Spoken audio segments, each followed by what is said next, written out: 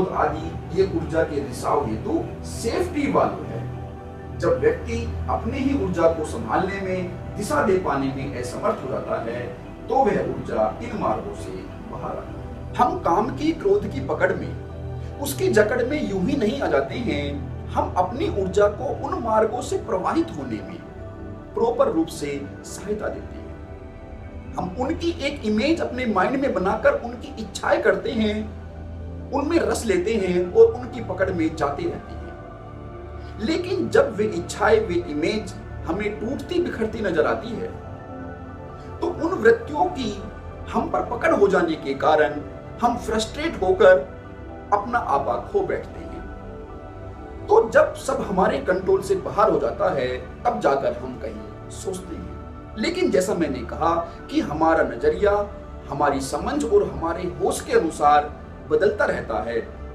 तो सफलता की तरफ बढ़ते लोग केवल यह ही नहीं सोचते कि इन वृत्तियों को कैसे कंट्रोल किया जाए, बल्कि वे यह भी सोचते हैं कि जो ऊर्जा इन वृत्तियों में नष्ट होती है उसका ज्यादा कंस्ट्रक्टिव उपयोग कैसे किया जाए। तो वे उस ऊर्जा का रुख जीवन को ज्यादा समृद्ध बनाने में, जीवन को ज्यादा श्रेष्ठ बनाने में मोड़ देते हैं, जिससे सफलता उनकी तरफ दौड़ती चली जाती है। लेकिन इस हेतु व्यक्ति को अपने पर, अपनी ऊर्जाओं पर, अपने दृष्टिकोण पर कार्य करना होता है। हमें यह बारीकी से देखना होता है कि वृत्तियों में हमारी ही ऊर्जा विभिन्न दिशाओं में और विभिन्न ही नहीं बल्कि विपरीत दिशाओं में व्यर्थ होती है। इस प्रकार हमारी ही ऊर्जा हमारे विरुद्ध कार्य करने लग जाती है। लेकिन यह देखना, समझना बड़ा बारीक है और ऐसा देखने समझने में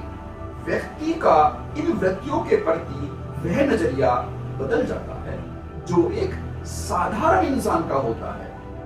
मैं यह कहने की गुस्ताखी कतई नहीं कर रहा हूं कि साधारण जन का नजरिया गलत होता है, नहीं, बल्कि मैं यह कह रहा हूं कि जैसे जैसे इंसान अपनी बारीक से बारीक गतिविधियों पर नजर दौड़ाना शुरू करता है तो वह यह जान पाता है कि उसकी ऊर्जा कहां कहां व्यय हो रही है, जिसे वह अपने उद्देश्य को समर्पित कर सकता है, जिससे वह साधारण से असाधारण बनता है।